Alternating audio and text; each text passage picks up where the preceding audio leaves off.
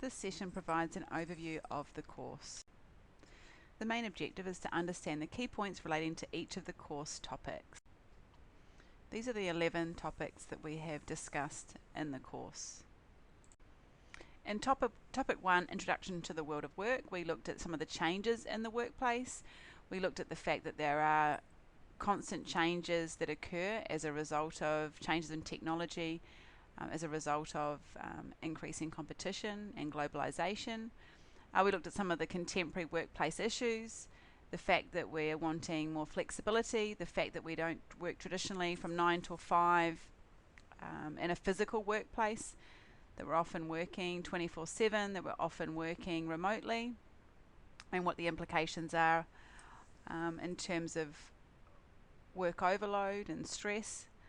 And we also looked a little bit at the workplace trends in regards to Forbes.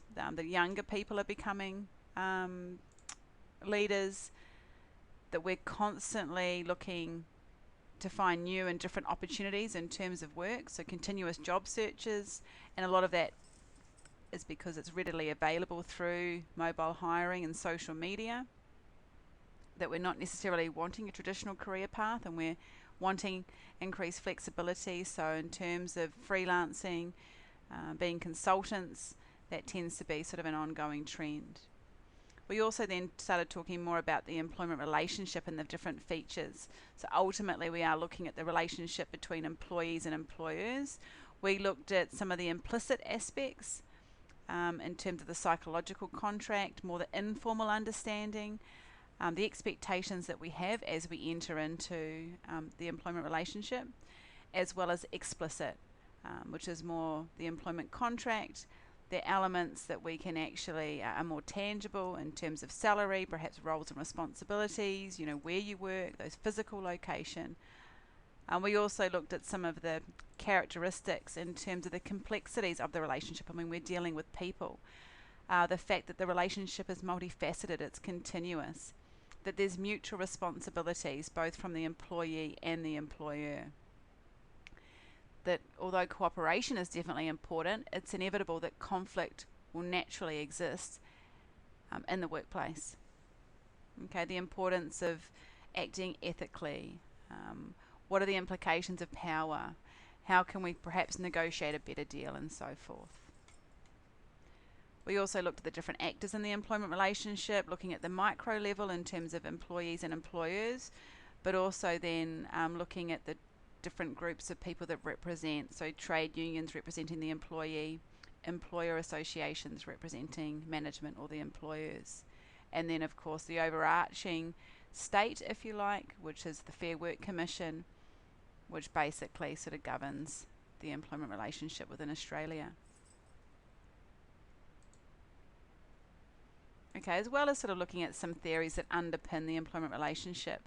So mainly looking at the pluralist perspective, which basically acknowledges that conflict exists, and this primarily goes back to looking at industrial relations and even sometimes termed employment relations.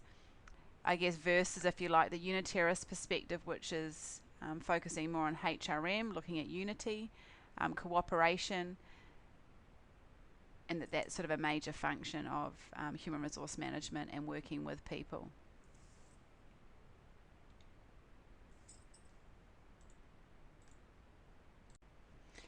In topic 2, employer strategy and representation, we looked at the different employer roles and responsibilities.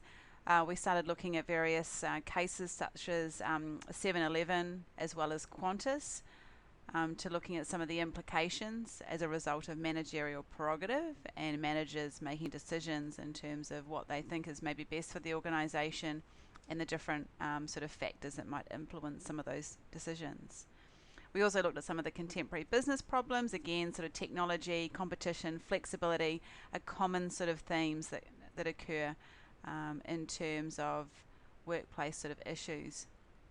We looked at different leadership and management styles, acknowledging that there are different approaches to managing people, and it may be that we have to look at the different situation, definitely look at the type of industry, type of organisation, the type of employees, and acknowledge that when we're sort of deciding and making decisions on how to manage people and using those strategies. We then looked at employee rights and representation. Again, what are employees' roles and responsibilities? What should they be doing in the organisation? We looked at the 10 minimum employment standards in terms of your basic rights as an employee, in terms of holiday pay, in terms of leave, in terms of minimum wage. We also looked at the importance of employee voice and representation, and whether that's voiced sort of more individually in terms of you being able to go and talk to your manager, or perhaps your HR manager if you've got an issue, to perhaps utilising maybe the group voice through a trade union. And again, various contemporary workplace issues were covered for employees. We then talked a lot about employability, and this really related a lot to your e-portfolio assessment piece.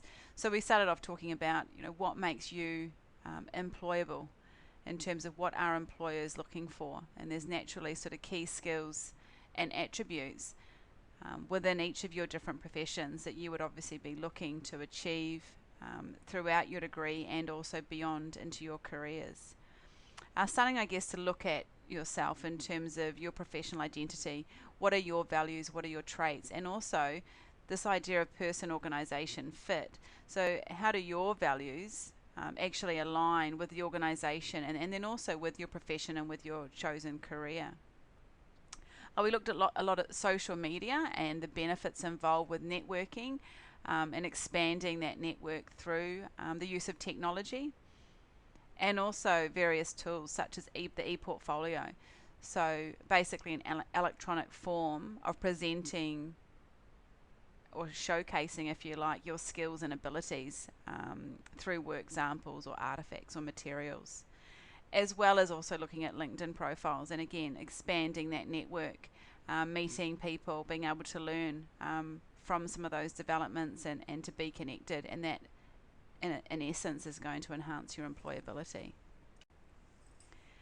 Topic 5, looking at HRM planning and staffing, the importance of the planning process in terms of supply and demand, in terms of trying to forecast what staff that you may need in an organisation in 6 months and also in more of the long term. Looking at the actual staffing process in terms of the stages that we go through to determine firstly who we need in the organisation, following right through to that appointment process. Thinking about whether we're going to employ people internally, so individuals that are already working in the organisation, which in some sense is less risky and perhaps also more cost effective. However, we often recruit externally when we don't have people internal to the organisation that have the right skills and knowledge, but naturally it becomes a more costly and perhaps risky exercise. We looked at various modern recruitment strategies, particularly through social media, the use of Facebook, the use of LinkedIn, and some of the debates that come with using some of those social media strategies. Okay, we looked at some of the selection practices, primarily referencing interviews, looking at some interview questions and so forth, as well as then looking at how to make a good selection decision. So how to find the right person for the organisation initially, but then also how to make sure that you select the right person for the role, okay, as well as dealing with successful and unsuccessful candidates. We then looked at training and talent development, looking at learning in organisations versus the actual learning organisation itself. Experiential learning, which is in essence learning through experience, and how we obviously engage in some sort of experience in order to learn from that. We often need to reflect back on that experience in order to make improvement, versus sort of more conventional sort of training or hands-on practical training that naturally occurs in the workplace. And I guess the importance of having a mixture of the both.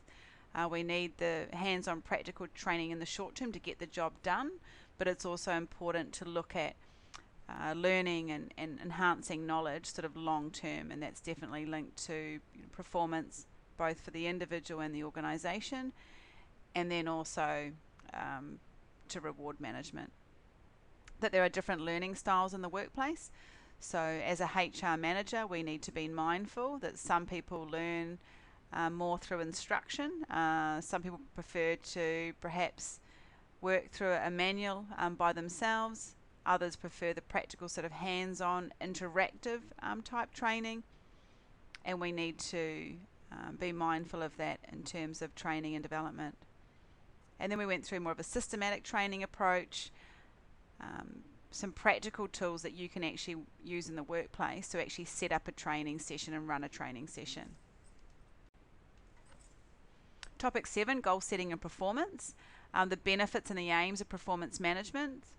Some of the benefits comes down to having that communication, making sure that expectations are really clear, making sure that there's a transparent process in terms of what your expectations are, because naturally your performance is often linked to your rewards and compensation. We looked at some of the challenges of performance management, some of the changes that are occurring with technology. Traditionally, organisations might have had more of an official or a formal management process once a year, maybe once every 6 months. That's sort of changing to be more of a fluid, organic sort of system. I mean, that feedback on your performance should be constant. It should be happening all the time. And we talked a bit about the actual formal performance appraisal, some of the biases that perhaps exist between people that are looking at your performance. Also some of the issues that some people are not adequately trained to look at your performance, and what are some of the implications of that. And then also discussing some strategies in terms of, okay, well, what happens if you've got an employee that is performing poorly or perhaps engaging in negative behaviours in the workplace, and what could you do? Topic 8, rewards and motivation. So looking at effective rewards, the different types of ways that you can pay your staff, ranging from basic pay type systems. Are you going to use a bonus or a commission system? Is it going to be based on performance? Is it going to be based on the type of skill or input that you bring to the organisation? Potentially some of the issues that occur, often in terms of inequities that might exist within the organisation, in terms of how are you making decisions, in terms of how to reward, and also drawing some of this information back to motivational theories, which really sort of underpin or should underpin these reward systems. The fact that often we are motivated by different things. So we look at the content, which is sort of what often motivates us. A lot of the theories draw on what we call lower order needs. So these might be your basic pay, your physical space or equipment, looking more towards those higher order needs. So self-esteem, self-actualization, where we're looking at being motivated maybe by relationships, by recognition, by growth and fulfillment, and that's really what we should be looking at more from a management point of view. Also looking at the process, so various theories that might look at how the rewards are equitable and making sure that they are sort of equal or fair in the organisation. Things like the expectancy theory, making sure that there's a balance between the effort that you're expecting or the input that you're expecting from your employees, and also what is being sort of rewarded in terms of that output.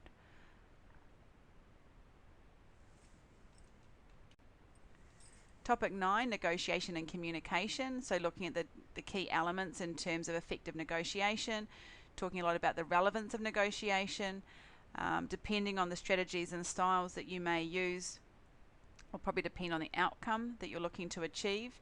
So if you're wanting to engage in more of a long-term sort of relationship, perhaps in terms of you're wanting to stay in the organisation and develop your career, or perhaps you're looking at a supplier relationship and you're wanting to have an ongoing relationship with an organisation, then that will influence the type of negotiation strategies and things that you use.